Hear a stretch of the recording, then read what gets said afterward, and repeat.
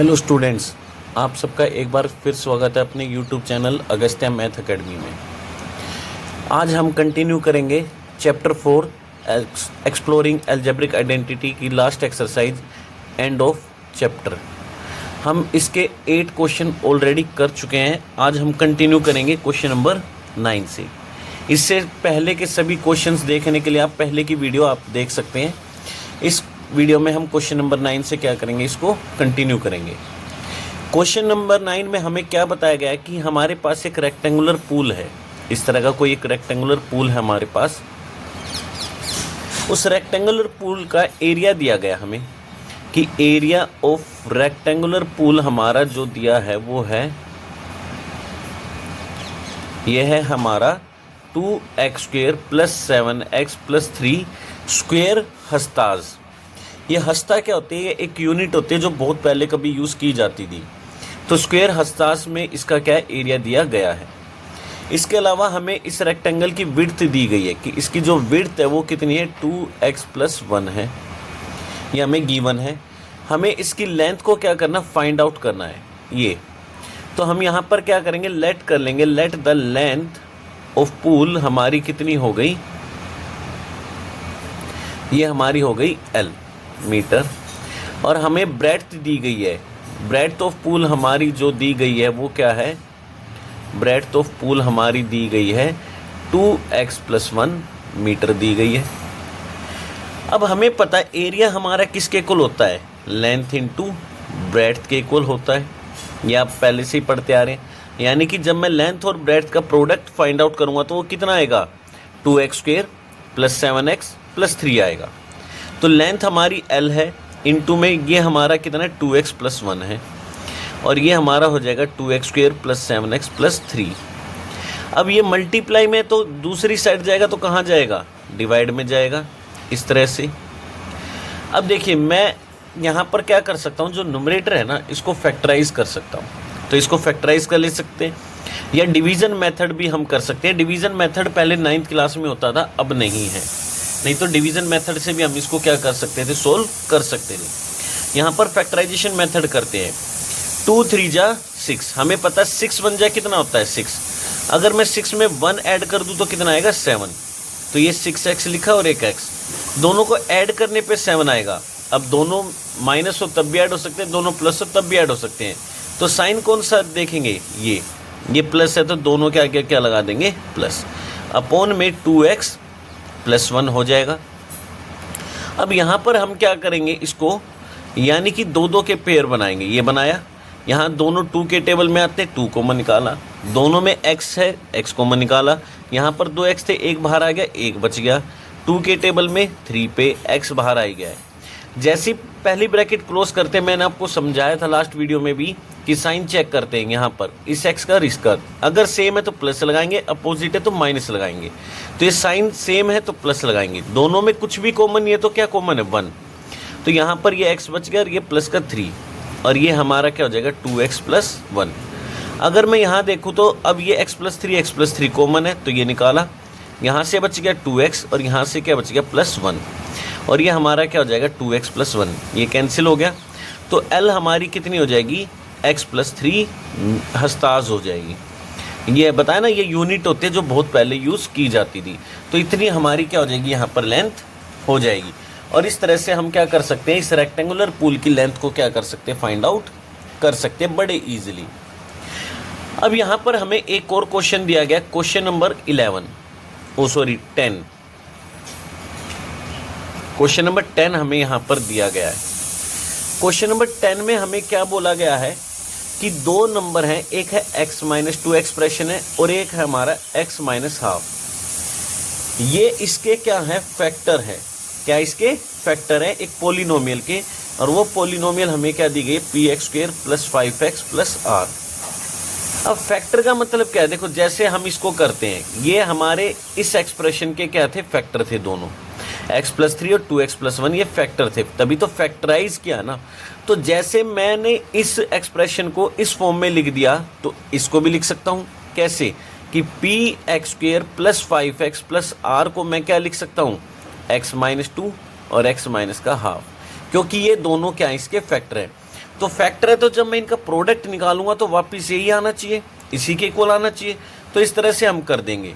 तो यहाँ पर मैंने देखा कि p x square plus 5x plus r, अब इनको मल्टीप्लाई करें। ये बता रखा है ना, फर्स्ट ब्रैकेट को क्या करो, थोड़ा दूर करके लिख दो, और सेकंड ब्रैकेट इसके साथ भी लिख दो और इसके साथ भी लिख दो, ऐसे कर दिया। अब यहाँ पर ये क्या हो जाएगा हमारा, ऐसे करेंगे तो इस तरह से हम क्या करेंगे, इनका मल्टीप्लाई करेंगे। तो ये x into x, x square, plus minus minus, x one जा x/2, plus minus minus 2 into x, 2x, plus minus, o minus minus क्या हो जाएगा यहाँ पर, प्लस हो जाएगा, लेकिन साइन किसका आएगा, मल्टीप्लाई में तो साइन किसका आएगा, प्लस का आएगा। तो ये माइनस माइनस क्या हो जाएगा, प्लस। अब 2 से ये 2 कैंसिल हो गया तो कितना आएगा हमारा, 1 आएगा। अब इन दोनों को हम यहाँ पर क्या करेंगे, ऐड कर लेंगे। तो ऐड करेंगे, यहाँ x कॉमन आ रहा है तो माइनस का x कॉमन निकाला तो ये प्लस का हाफ बच गया और ये प्लस का 2, ये हो गया। अब यहाँ पर 2 प्लस हाफ कितना होता है, हमें पता है 2.5 होता है। 2.5 को हम कैसे लिखते हैं, 5/2 करके लिखते हैं। तो ये हो जाएगा इस तरह से। अब यहाँ पर ये हमारा क्या, इस तरह से हमने क्या कर दिया, इसका प्रोडक्ट फाइंड आउट कर दिया। अब यहाँ पर अगर हम बात करें तो इधर से हमारा ये क्या है, p x square plus 5x plus r है, और ये p x square plus 5x plus r है। अब ये हमारे अगर सिर्फ यही 2 फैक्टर हैं तो ये आएगा, लेकिन हो सकता है कोई और भी मल्टीप्लाई में आ जाए, 2 कॉमन निकला हो, 5 कॉमन निकला हो, ऐसा भी तो हो सकता है, 6 कॉमन निकला हो। तो इसके लिए हम क्या करते हैं, एक कांस्टेंट टर्म यहाँ पर क्या करते हैं, हमेशा मल्टीप्लाई करते हैं। कांस्टेंट टर्म को क्या किया जाता है, हमेशा मल्टीप्लाई किया जाता है। हो सकता है हम मान के चलते कि इनमें से भी कुछ कॉमन निकला हो, ऐसा भी हो सकता है। जैसे मान लो ये मेरा आया हो यहाँ पर 2x प्लस 6, तो एक 2 कॉमन निकल सकता है ना इन दोनों में से। तो इस तरह से हम क्या करते हैं, एक यहाँ पर कांस्टेंट टर्म को क्या करके चलते हैं, मल्टीप्लाई करके चलते हैं। तो ये हमने कर दिया। अब यहाँ पर इसको भी हम क्या कर देंगे, मल्टीप्लाई कर देंगे अंदर। तो ये k एक्स स्क्वेयर माइनस का 5/2 kx और प्लस का k, ये हो गया। अगर मैं दोनों साइड पर कंपेयर करूं, कंपैरिजन, यहाँ एक्स स्क्वेयर के साथ कौन है, एक्स, और यहाँ कौन है p, तो ऑन कंपेयरिंग मेरे को क्या पता चलेगा कि जो k है वो किसके कुल आ रहा है, p के। यहाँ लास्ट में कांस्टेंट क्या है, r है, और यहाँ क्या है, k है, और ये इसका मतलब r किसके कुल है, k के है। अब देखो k p के भी कुल है और r k के कुल है, तो इसका मतलब दोनों को अगर मैं कंपेयर करूँ तो p किसके कुल है, r के कुल है। और यही हमें क्वेश्चन में क्या करना था, प्रूफ करना था कि प्रूफ करके दिखाओ कि जो p है वो हमारा किसके इक्वल है, r के इक्वल होगा। तो ये हमने इस तरह से क्या कर दिया, इसको प्रूफ कर दिया। दूसरा मेथड भी है, हम सिंपल सा मेथड भी एक और होता है, वो हम बाद में आपको क्या करेंगे, समझाएंगे। अब यहाँ पर हमारा क्वेश्चन नंबर 11 है।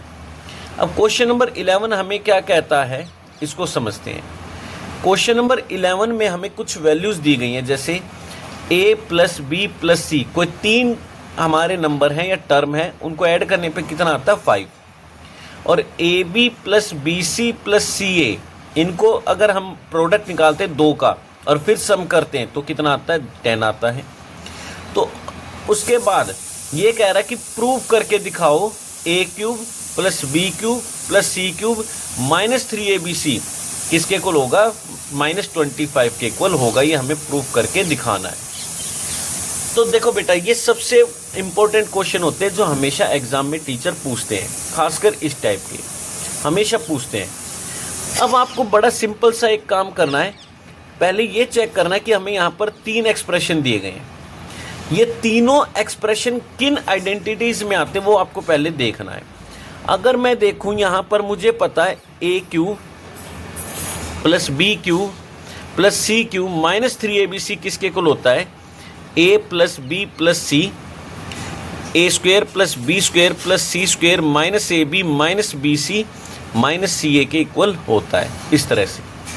अब देखो मुझे इसको प्रूफ करना है, मेरे पास ये टर्म है, ये वाली टर्म नहीं है। हाँ, ये वाली बन सकती है, कैसे, अगर मैं तीनों में से माइनस कॉमन निकालूंगा तो तीनों पॉजिटिव हो जाएंगी, तो ये वाली भी है। तो हमारे पास ये टर्म, ये जो एक्सप्रेशन है इसकी वैल्यू नहीं है, तो पहले इसको निकालना पड़ेगा, फाइंड आउट करना पड़ेगा। अब इसको कहाँ से फाइंड आउट करें, इसके लिए हमें ये 2 दी गई हैं, ये 2 एक्सप्रेशन है। अब ये देखना कि ये तीनों एक्सप्रेशन हमारे किस आइडेंटिटी में आते हैं। तो मुझे पता है a plus B plus C का जो होल स्क्वायर होता है वो किसके इक्वल होता है, a square plus B square plus C square plus 2ab plus 2bc plus 2ca के इक्वल होता है। ये हमारा एक्सप्रेशन होता है, एक आइडेंटिटी होती है a plus B plus C का होल स्क्वायर। अगर मैं ध्यान से देखूं, मुझे इसकी वैल्यू फाइंड आउट करनी थी क्योंकि हमारे पास यहाँ पर इसकी वैल्यू नहीं है, ये हमें दे रखी है प्लस बी प्लस सी। अगर मैं तीनों में से 2 को कॉमन निकाल लूँ तो इसकी भी वैल्यू हमारे पास है।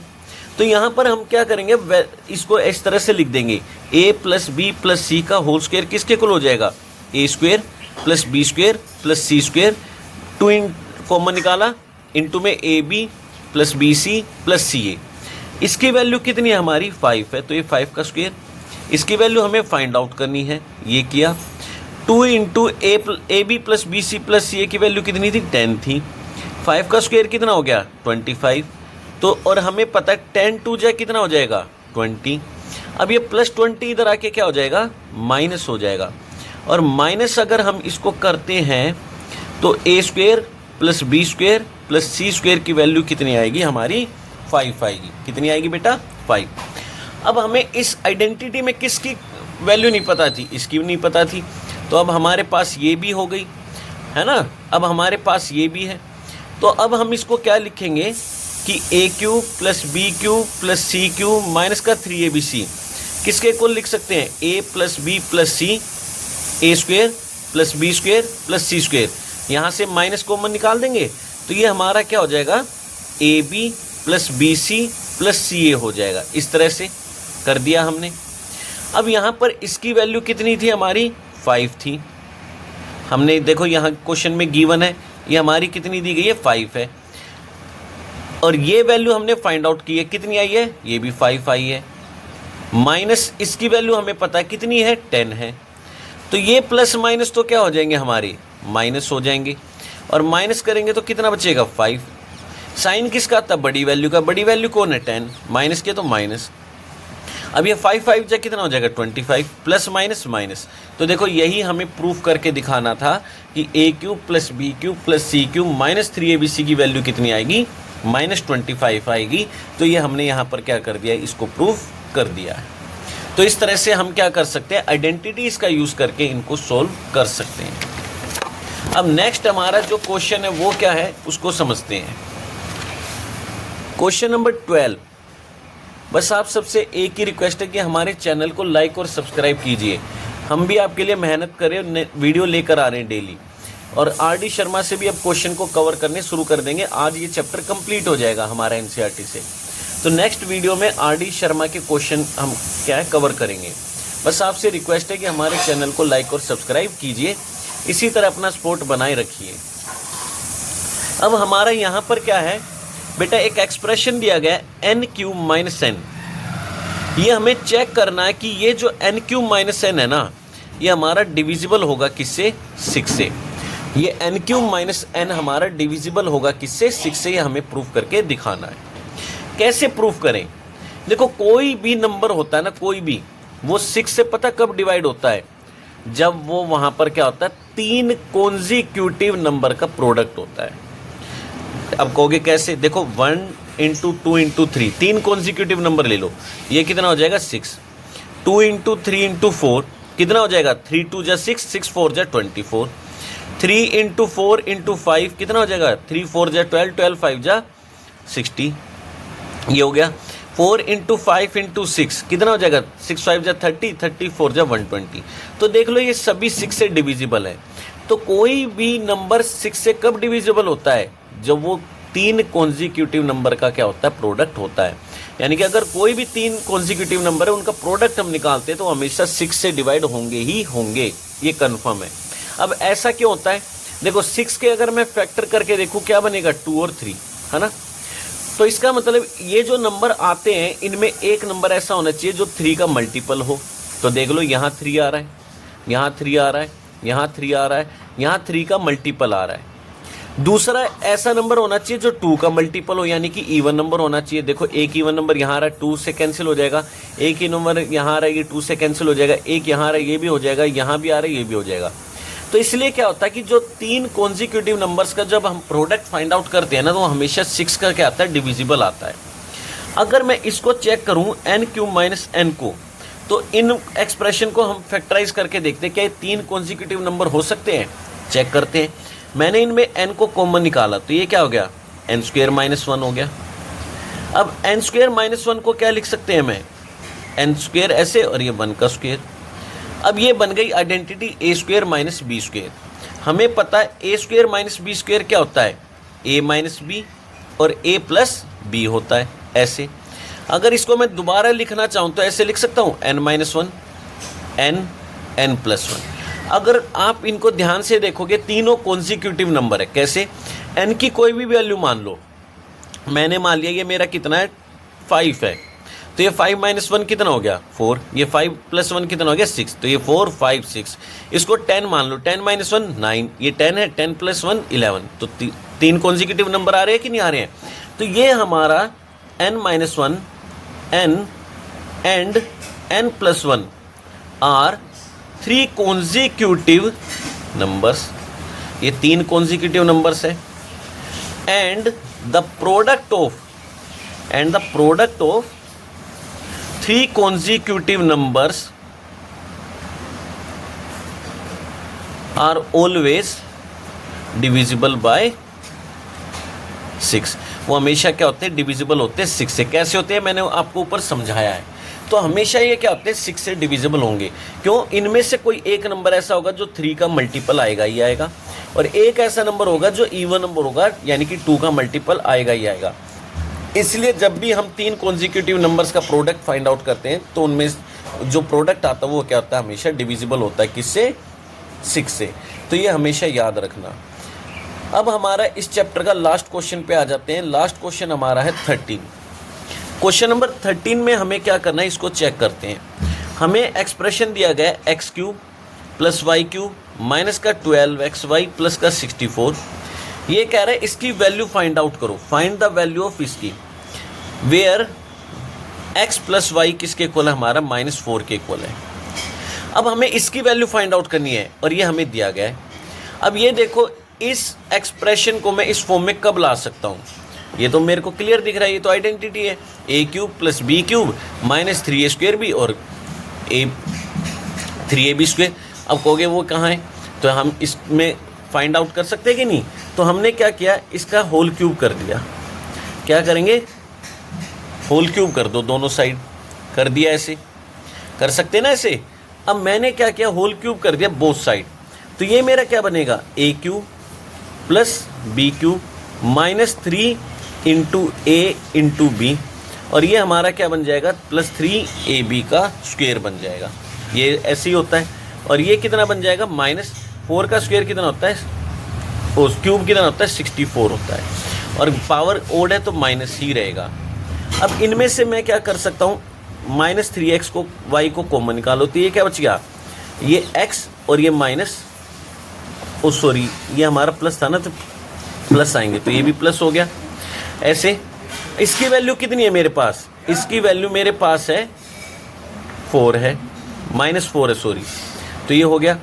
अब यहाँ पर अगर मैं देखूँ तो ये कितना बनेगा, x³ y³ plus minus minus 3 4 12 xy बनेगा ऐसे। और ये -64 है, -64 को इधर ले आएंगे तो ये हमारा एक्सप्रेशन क्या बन जाएगा, प्लस का 64 हो जाएगा, और इक्वल में क्या बचेगा इधर 0। तो इसका मतलब इसकी जो वैल्यू होगी वो कितनी होगी, 0 होगी। कितनी हो जाएगी, 0 हो जाएगी। ये बात क्लियर होगी बेटा। तो इस एक्सप्रेशन की वैल्यू कितनी हो जाएगी, 0 के इक्वल आ जाएगी।